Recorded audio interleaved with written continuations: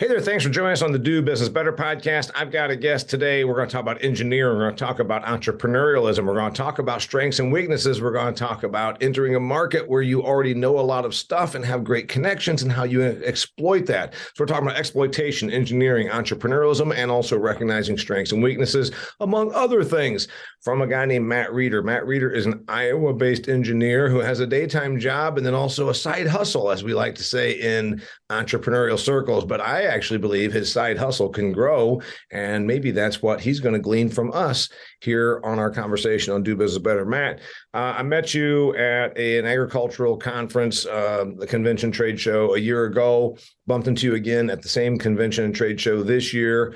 We have a mutual friend and business connection, Kelly Garrett, who I work with Extreme Ag, and he's a farmer, an entrepreneur, a business person, and he and you entered into a business arrangement. And he said, "Hey, Damian, you ought to have Matt on your podcast." And I said, "That's a brilliant idea." So anyway, give me a little background. You have a daytime job. You're an engineer. You willingly admit your weakness is marketing, but you're a smart dude, and you're also an agricultural guy. So you're an agricultural guy, engineer guy, entrepreneurial guy, and you've got something that's going on that's actually growing. So I want to hear all about it. Give me the background. Yeah, I guess I grew up on a farm in Western Iowa. Went to college for ag engineering. Started farming shortly after I got out of college. And then I worked full time as an engineer for a plastics company. The company that I work for is Lundell Plastics. We build a lot of products there for agricultural purposes, wear components, auger flighting for seed handling and that sort of thing. And then on my own farm, I guess I'm always looking for ways to improve things, which is kind of how a lot of these ideas come about. There's a lot of the ideas that we market through Lundell Plastics, build and market through Lundell Plastics, that was just a need that I found on my own farm. And then some of the products that I've developed, I guess, to help plant better, I kind of saw an opportunity there. And Kelly Garrett, who you mentioned, he saw opportunity there as well. He saw the product, liked it, and he's like, "We need to start marketing this thing." So we kind of partnered up, and through a company that Kelly has a part ownership of called Integrated Ag Solutions, we started marketing some of the planter products that I've developed on my own farm, basically just out of the need to do things, better, simpler, whatever the need may be. So Matt, you're a smart dude, and you got this engineering job, and so you designed stuff. Pardon me. You designed stuff for your own employer. And then you said, "I've got this idea over here for this other thing." Is there a conflict of you? Because I know a lot of people listening to this are saying, "I've got a normal job and I also have ideas, but I want to make sure there's no conflict." How do you keep that from being a conflict between you and what Matt Roeder does with his, doing business as Matt Roeder versus working on behalf of the company Lundell Plastics? Yep. So the company Lundell Plastics, it's a very small company. I've worked there for around 20 years. I work directly with the owner of the company. We have a very good relationship. So there's obviously certain products that I'm developing for Lundell Plastics all the time, but there's other products that I'm developing on my own time, and doing all the testing and stuff on my own farm. And I guess it's a pretty open relationship. We just discuss. I'm like, "Hey, this is one product that I'm probably going to look to develop on my own." And then some of the products I'm still developing for Lundell Plastics as well. Okay, the product you developed, the main one, because you've got a few more, but let's just go with the main one, which is a closing wheel. To the person that has no idea, that's tuning in, it's like, "Damian, damn it, you're talking about ag stuff." No, we're not. We're talking about entrepreneurialism. We're talking about turning an engineering idea into a product and then how to sell it. And that's what we're really going after here. But the product, just so we understand what it is, what is it? So on a planter, there's wheels that run on the back of it. They close the seed trench. So after the seed's placed in the ground, the closing wheels, the job of them is to close that seed trench. There's a lot of challenges with that. Some of it, the planter itself creates compaction around the seedlings or the seeds. So you want to break that compaction up so the seedlings have a chance so the roots can spread out and grow. There's a lot of closing wheels on the market, and I used a lot of different ones prior to developing my own, but I was just never satisfied with any of the other closing wheels on the market in all conditions. They'd work sometimes they wouldn't. So I just started playing around with different, it's basically the teeth on the wheel, playing around with the geometry of them and that sort of thing to find something that was effective.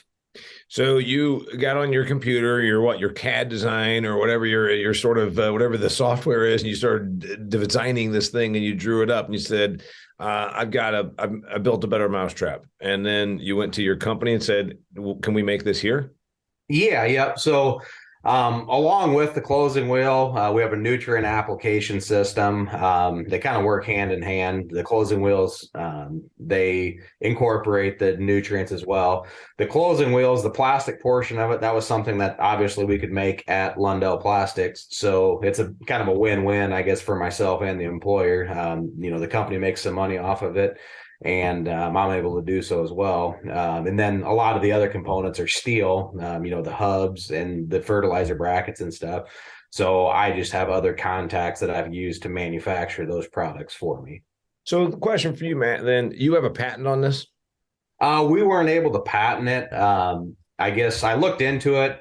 There was chances to get maybe a utility type patent so you could patent the whole system.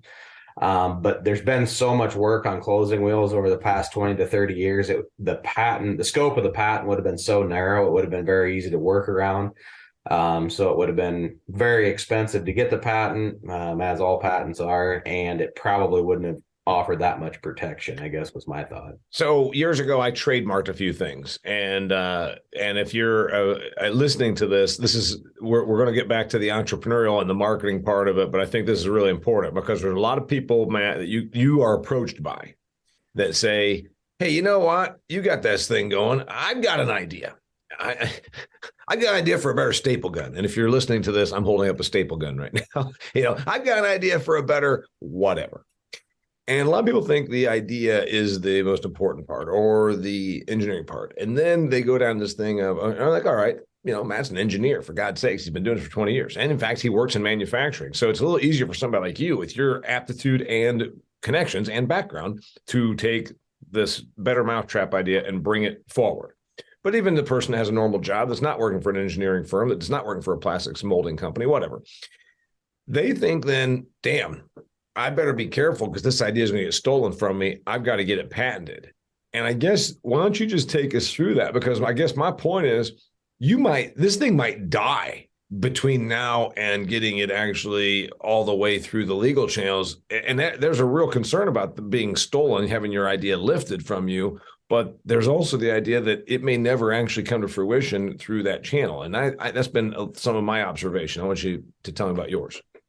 Yeah, so the one thing that I've kind of found in my experience with this is usually, through my day job, as you want to say, I have a lot of people approach me with these ideas, and everybody's worried about that idea getting stolen. And everybody thinks a patent's a great thing, and they can be great if it's genuinely a brand new, unique idea, not just an improvement on something. They can be a good thing and offer some protection. Patents are very expensive to get. And the other thing is, if anybody ever copies that, you have to have the funds and the ambition to defend that patent as well. So, and defend means litigation. Exactly. So and it may not come to litigation, Matt. It might mean you hire your attorney to start sending letters and then doing the research and saying, okay, you're selling this thing that's copying me in the Toledo marketplace. And I've also found it in the Columbus, Ohio marketplace. And we are going to do a cease and desist. And then they don't respond. And then you say, well, now we're filing a lawsuit. This, again, becomes a costly legal challenge. Yeah. Yeah. And it's you have to kind of know that getting in, because obviously if you're not willing to spend the money to defend that patent, there's no sense getting it to begin with, I guess. And a lot of times, as legal cases go, whoever has the most funding or the amount of backing to defend the thing or just keep fighting it until somebody runs out of money, ultimately can win. So that kind of, to me, that's kind of where the marketing part comes in. So if you have a good idea, one of the best ways to do it is just get it to market and market the heck out of it and just try to saturate it so people know yours first. If other people come along and copy it, in a way, that's kind of a testament to the fact that you have a good product. So marketing, obviously, that plays a big role in, and actually having a good product and defending it as well. Because if everybody knows about your product first, then obviously anybody else is going to look like the copycat. True. And then also, but sometimes that's not all bad either. Remember, MySpace was well known before Facebook. Yeah. Which one of them is still going? So being first isn't necessarily always best. Being first then establishes yourself as the leader, the thought leader, the innovator, or whatever. But also it can be that you go out and trip and fall, and then the person right behind you runs on top of you. I mean, there's certainly cases in both directions. Yep. Yeah, there's definitely risk there as well. Answer me this: you came up with this thing, and then your employer says, "Great, we're a small company, we can go ahead and make this." Now you're making it, and we're going to the marketing part of it because you said that's your weakness, but you're selling it. Is there a chance you outsell the capacity of your current manufacturer, your employer, and then you're like, "Hey, man, my thing's doing better than you can handle capacity wise. We've got to go somewhere else to make these things." I mean, there's a potential there, but we have pretty, I wouldn't say unlimited capacity, but we could build these things for a whole lot of planters every year, I guess, more than what we're doing now. The hardest thing is just, ramping up and scaling up, to do that. The business I work for is constantly growing. So adding a new product line and having expansion, it's nothing new for us. So it's pretty easy to handle, really. What and I'm going to throw it out there. Speaking of the patent and then the idea and then the thing being stolen from you, what prevents Lundell Plastics from just saying, "Hey, you know what? That's our product now"? Just pretty much the relationship I have established there with the owner of the company. We obviously so if the owner of the company dies tomorrow and his greedy daughter says, "I want to build this company up and have it in my likeness." Yeah. I mean, there's always a risk of that there. I don't foresee that happening, but I mean, there is always a risk there, or any other company for that matter, trying to just take it and copy it and market it that way as well. Do they have? Do you have a contract with them on you're going to build this on a contractual arrangement for me? We have a established price and stuff like that, set for the manufacturing side of it, I guess. Yes. Okay. And so that's on a price, and then you don't guarantee a certain run. No, I don't guarantee a certain purchase. I mean, obviously we put a large order in at the beginning of the season, and then, if we run short or whatever, we just produce them as needed later on. So I guess what I'm getting here is there's a lot of people and I keep bringing up all the things, the potential pitfalls. Owner dies, greedy daughter, and it could be greedy son. I'm not being chauvinistic here. Greedy heir says piss on you. Someone else steals it. I'm going through all these negatives, but here's the thing. That's the way a lot of people think, and it prevents them from ever doing anything. That's why I guess I'm bringing this up, Matt. I've had so many people, "Damian, you've been running your own business for 30 years. I've got this idea." Well, the reason I'm not doing it is, and then they go through all those things. And your answer to them would be, I guess prior to doing this, I wasn't, it's not something I was doing. It's not something I need to do. It's just something that's helping me along. So,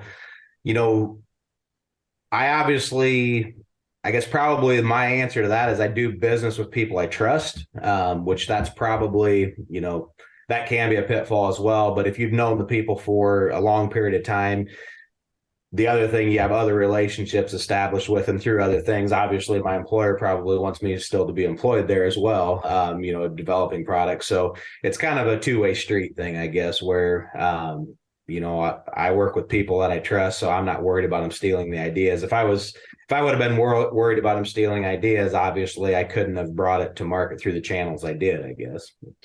Yeah, I guess like I said, I was bringing it up because you could get hung up on the what ifs and the defensive posture, and that's exactly what most people do. That they will never have an entrepreneurial venture, and I've seen it. I see it all the time. They talk to me about it, and so that's where I was going. I was not in any way being critical. I was more bringing up the idea that you could have never gotten this thing lift off. No. And I see that in my day job all the time. People come to us with an idea and they're like, "Hey, can you build this thing?" And they won't tell me what it is. You know what I mean? Like, even after you sign an NDA, it's like they'll show you like a picture of this, but you have no idea what the application is. And a lot of times they may not even necessarily have it designed right. You know what I mean? Like there'd be a way better way, cheaper, easier way to build it, but they won't even really tell me what it's for. So they're terrified. They're terrified that you're going to lift their idea, and so they won't divulge. They won't divulge enough to know if you can make something for them, and then they probably want a price. And you're like, maybe I don't even know what the hell we're talking about here. Yeah, exactly. And a lot of the issue with that is the people even if it's a good idea, they might not end up with the best product because I'm trying to develop a product for them and I don't even know what it's going to get used for. So that's where the trust thing comes in. If you have an idea and you're going to look to develop it or whatever, you better work with a company you trust, because if you don't trust that company, you're never going to get the best result possible, because you can't freely share information to make everything as best as possible. I like it, and I agree with what you're saying right there. By the way, for the person, and we always bring it down, I don't like to talk over people's heads. This is not the ninth layer of Wall Street derivatives where we're talking to people that have advanced MBAs. So, and you said, even if you have an NDA is something we talk a lot about when they're in the idea business. For the person that was afraid to ask, what's that mean? Non-disclosure agreement. So it's something that somebody, if they're bringing an idea to me, they'll have me sign this agreement, which basically says I'm not going to run away and steal your idea. That's the gist of it. One thing that I subscribe to as an idea person, it was years ago. I read this thing and they were in a creative arts, let's say Hollywood or something. I don't know. But they kind of reflected on their life and their career. And they said, you don't need to worry about somebody stealing your idea as much as you worry about that. Because chances are, if it's a brilliant, revolutionary, earth-shattering, novel idea, you'll have to shove it down people's throats to actually get it to even go anywhere, because the truth is, people are terrified of things that are new, bold, revolutionary, and earth-shattering. And I thought, that is bingo. Yeah, if it's too far out there, they're like, oh, I don't know. Because remember, most people are trained to play defense, and most people are not visionary. Most people very much that you have to give them something that they already understand. Like you have to give them this thing, like it's just like a round tire by Firestone. But, and then you can they just don't have the vision. That's not being mean. I'm pretty much, you can explain something to me and I can just like go out here in space and have it in my head and I can see it. Most people are not that way. Yeah. That there's a lot of truth to that. A lot of times, when it is new or different, people are definitely critical of it, whether that's a different farming practice or whatever, or a different closing wheel, or a different way of doing a comedy show, or a different staple gun. I mean, it's really everything. It can be an idea. It can be a practice. It can be a product. It can be anything, or service. It could be, we got a new way of doing a service. What are you talking about? We've been fixing air conditioners like this for 30 years. It could be anything, and there's going to be resistance. Yep. I got a next question for you. And before I do, normally we would put a commercial right here. So here's the commercial. If you have a business meeting and you have a group of people gathering and you're saying, I need somebody that comes in and challenges some norms and actually talks about evolution of thinking to get our business to the next level, give me a call. That's one of the things I specialize in. Yes, I'm in the agricultural business, but also agriculture is business. So if you need help, I can help you. In fact, I'm in talks right now with an organization to do just that. I said, this is less about selling stuff tomorrow and more about an evolution of thinking and how your business operates and all the new parameters that you're operating under. And I think that's an important thing. That's why I got Matt Roeder on here. Matt Roeder, I told you before we hit record, you have one thing you've got to do. You've got to give your business, the one that's the side hustle, a name. Because right now it's just whatever. So you've got to give it a name. Will you do me a favor by the time that I talk to you next year and have a name for this business? Yeah, I'll work on that. That's something I need to develop. I'm more product based. I'm always focused on inventing and improving products, but the marketing side is where I need to probably spend a little more time and focus on. So it brings me to my point. In my book right here, Do Business Better, now almost 4 years since it was released, I talk about the 5 Ps of your personality type. And so I already know which one you are, but I am going to pull it up right now. And I'm going to ask you to give me a letter grade. You're going to give me a letter grade on each of them. The 5 Ps. All right, you ready for this? In Marketing 101, they teach the 4 Ps of the marketing mix: product, price, place, and promotion, which they've changed that a bunch, whatever. I'm going to give you the 5 Ps of your business personality: product, process, people, promotion, profitability. Okay. Yours is easy. Product. You are a product developer. You developed a product. You're a product person. I'm going to guess that you're going to give yourself a 100% on your business personality being about product. Yeah, I would agree with that. Process. How stuff gets done, how it gets made, how it gets completed, how anything goes from concept to fruition. Process. Give yourself a percentage grade. I'd give 100% there as well. It's very important to be streamlined, and to be streamlined on the process side of it means you're cost competitive, and cost competitive is very important. You can't sell a product if it's not affordable. So okay, product and then process. And this is no surprise. You're an engineer and you've worked in manufacturing and for your whole career, in addition to farming. Product and process. People. Give yourself a letter grade. How are you as a people person? I think I do pretty well. I guess the partnerships that I've created is why we're able to do this. Partnerships and relationships, I guess. Trusting people that I work with has allowed this to happen. So again, I think that would be very high score, probably 95% at least. So you're kind of cocky here, Matt. You've given yourself a 100, a 100, and a 95. It's going to go downhill from here, I have a feeling. All right, product, process, people. Fourth P of the business. You like my business personality thing? You like this? You think this is a pretty good way to look at yourself, self-critique? Yeah, it's probably an all right way to do it, I think. But. Well, thank you for giving my book an all right, okay of doing things sort of recommendation. Promotion. Promotion would be, I'd have to be close to an F there, 60% maybe. I've obviously partnered with another company to promote the products for me, but as far as promoting my own products and my own side business, I would be very, very marginal at best. All right. Profitability, money. Are you a money person?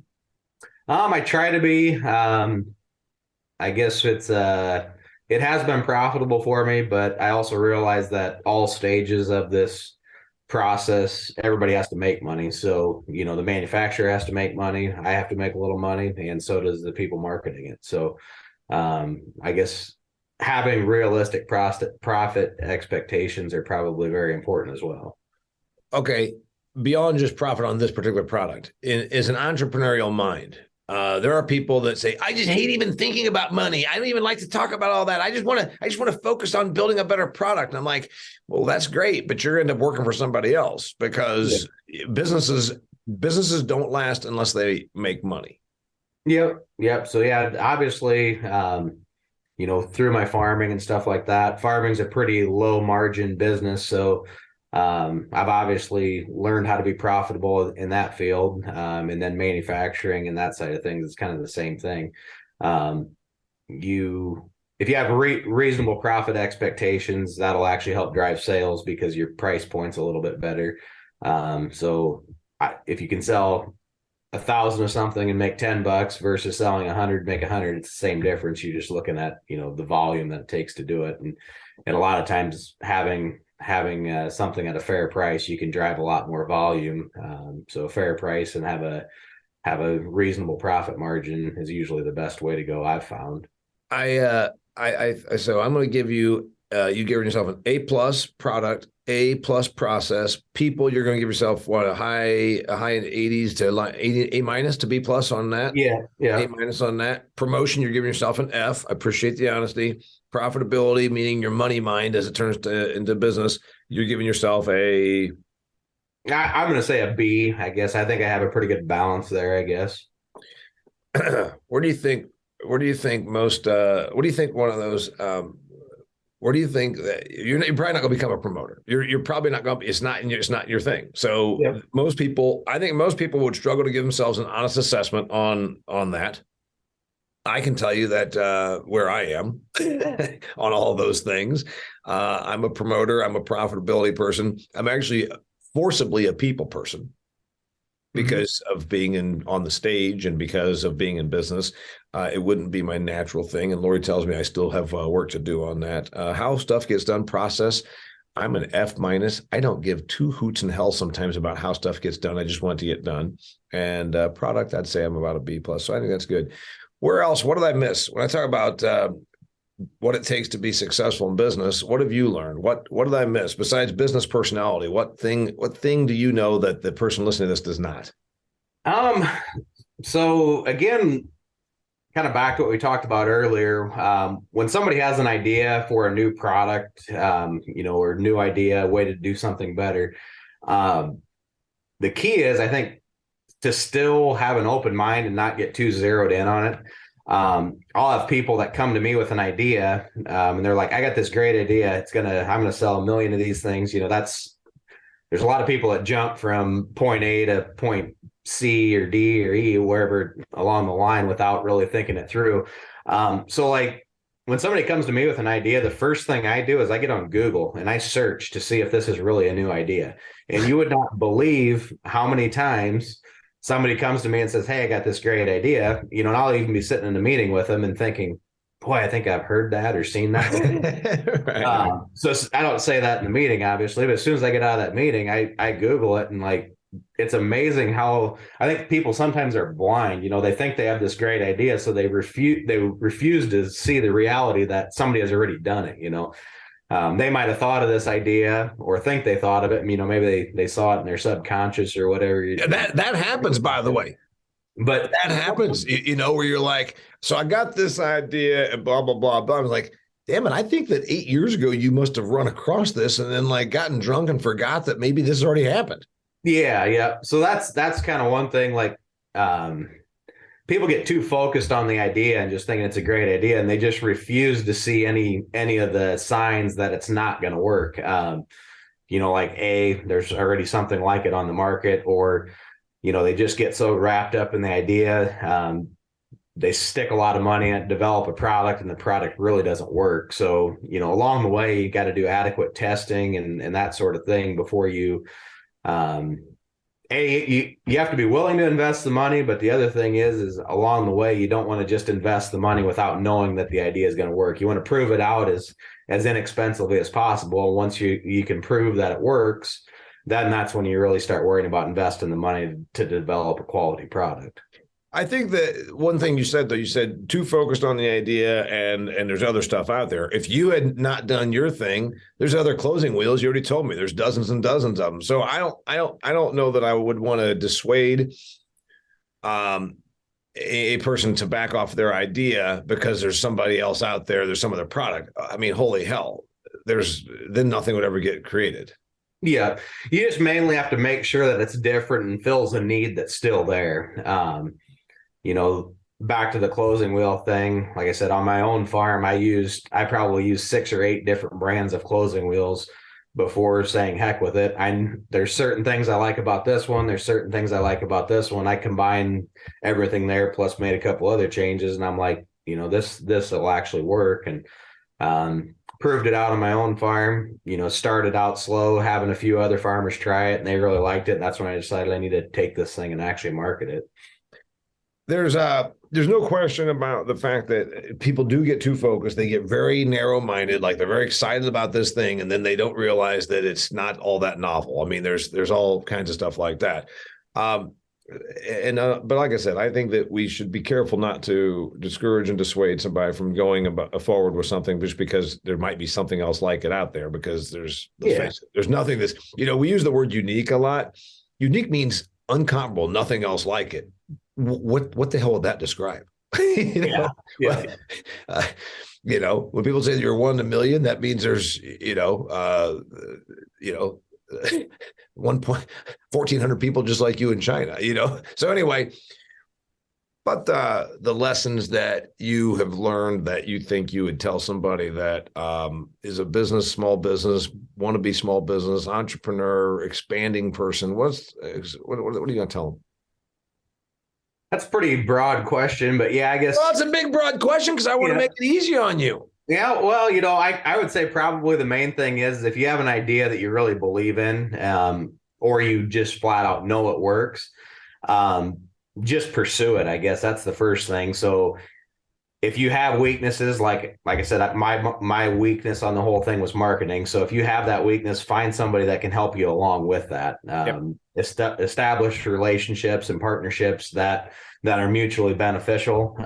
When they're mutually beneficial, usually everybody ends up happy and successful and profitable, which is ultimately the goal. So I had a product. I realized that the marketing was the weakness, so I found a partnership that could help me move this product to market, and I guess that's what's made it successful.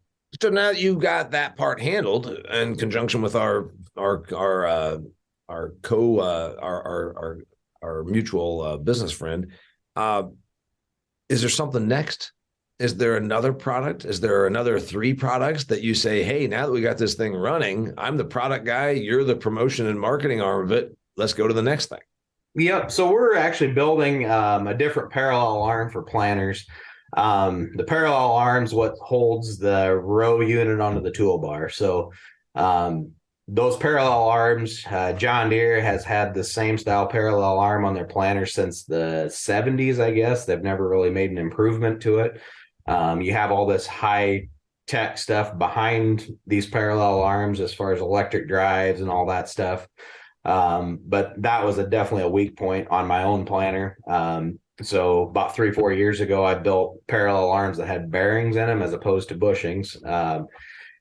Kind of a funny story about that. When I started down that road of building that, I was planning on having a double bushing setup on the parallel arms, which, long story short, turned out it was less expensive to build them with bearings, which turned out to be a good thing because there's probably 4 or 5 other parallel arms that have come to the market since that time with the bushing setup in it. So that one I'm going to attribute a little bit to dumb luck. I went down the one road. I decided the bearing thing was a better way to go, and I have less competition on a bearing style parallel arm than I would have a double bushing parallel arm. So, by the way, you're talking engineering talk right there, because I'm not sure I understand the difference between a bearing and double bushing. So either way, that's fine.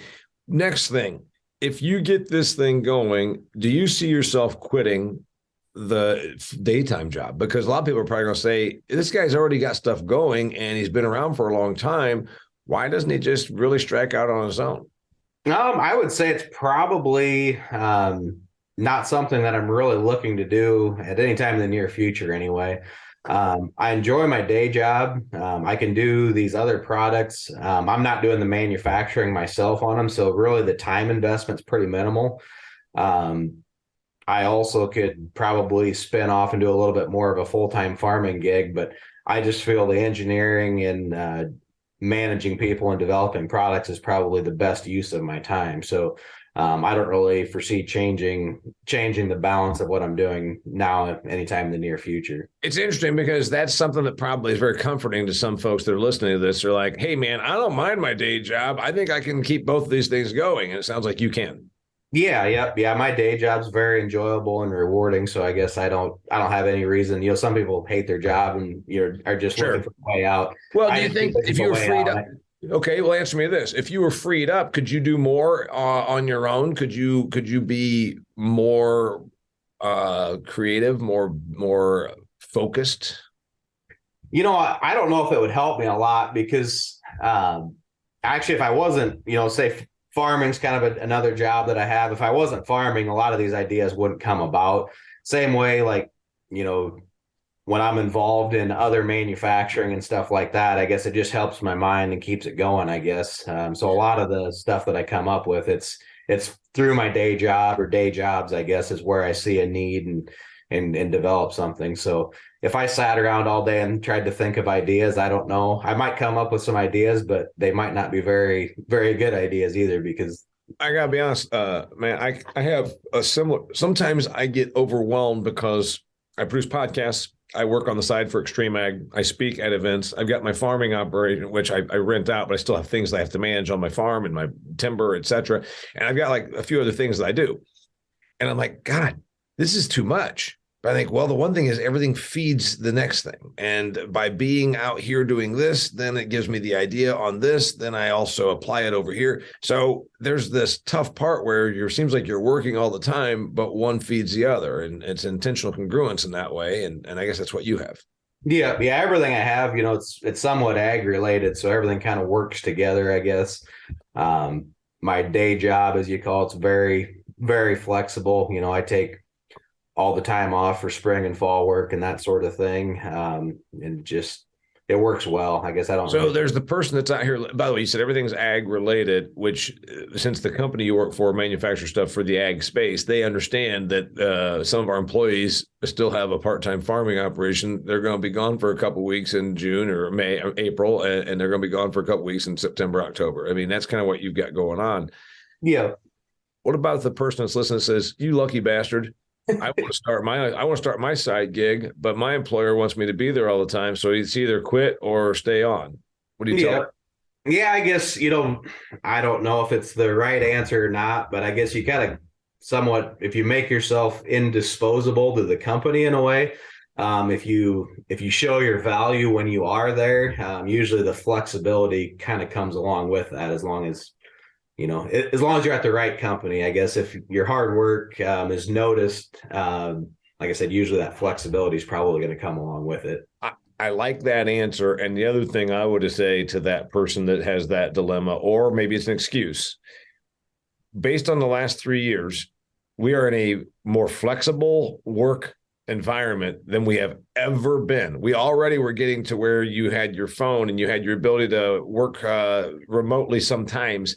If you can't pull this off now, there's never been a better time. So yeah, I think you're right. But you said something really smart. You said, demonstrate your value to your the employer as an employee, and then ask for the flexibility to go and have your side hustle, right?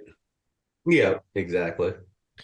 If anybody wants to learn more about you or seek you out for this product, or do what everybody else does, seek you out and say, I got an idea, how do they find you, Matt? So obviously the products that we're making, you can find those on integratedagsolutions.com.